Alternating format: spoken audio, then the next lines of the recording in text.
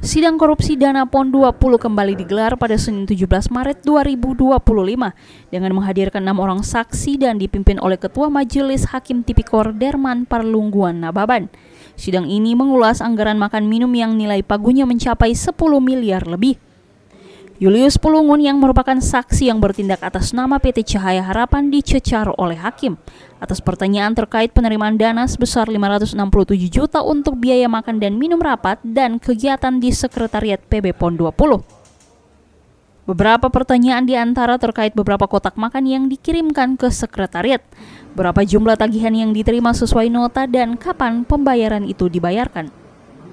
Hal itu dijawab oleh Julius bahwa ia tidak mengingat pasti total kotak yang dikirimkan ke sekretariat, namun ia mengaku semua tercatat di dalam nota. Untuk dana yang ditagihkan sendiri adalah sebesar 567 juta, sementara untuk pembayaran yang dilakukan dikatakan Julius pada bulan April tahun 2022.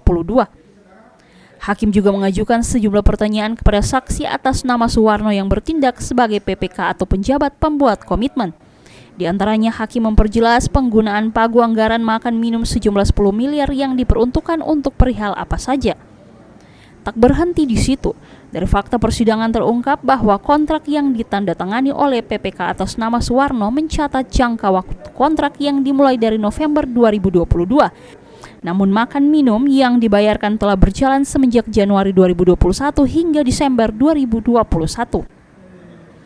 Hakim juga mengejar fakta uang yang masuk ke rekening CV Cahaya Harapan senilai 10 miliar yang bertolak belakang dengan nilai tagihan makan minum yang hanya sebesar 567 juta. Dari keterangan saksi Gerson Rumbiak, staf pembantu keuangan Bendahara Umum Theo Rumbiak, terungkap bahwa uang sebesar 10 miliar yang masuk ke rekening CV Cahaya Harapan dicairkan sebanyak 2 kali, yakni senilai 4 miliar setelah dipotong tagihan 567 juta yang terrealisasi untuk makan dan minum, lalu pada 20 April dan 5 miliar tanggal 23 April 2022. Di antaranya sebanyak 2 tahap sesuai dengan tanggal pencairan kepada Bendahara Umum yang saat ini sudah menjadi tersangka namun tanpa bukti tanda terima.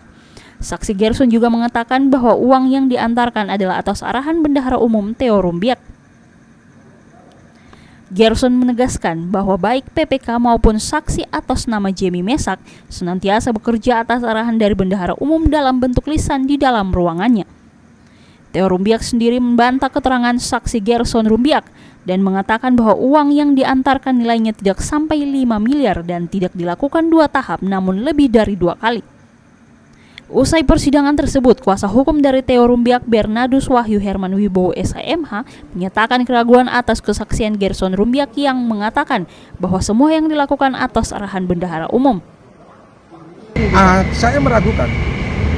Saya tidak percaya atas keterangan ketiga saksi tadi yang mengarah kepada yang mengarahkan itu Bendum, selalu Bendum. Pak Gerson bilang Bendum, Pak Warno bilang Bendum, Pak Jimmy juga mengarah kepada Pak Bendum.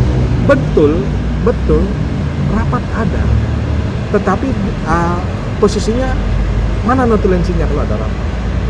Ini bicara uang besar. Ya, betul. Bicara uang, maksud tidak ada notulensinya. Nah, siapa yang bertanggung jawab membuat notulensi? Bukan Pak Theo.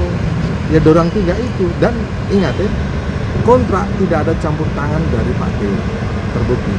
Tidak ada tanda tangannya, tidak ada paraf. Kuasa hukum juga mengatakan bahwa dalam kontrak yang dibuat juga tidak ada campur tangan Bendahara Umum, tapi Sekretaris Umum PB PON dalam hal ini Pak Eli Lopati. Dari Jayapura, Papua, Yesi Iriani, Jaya TV mengabarkan.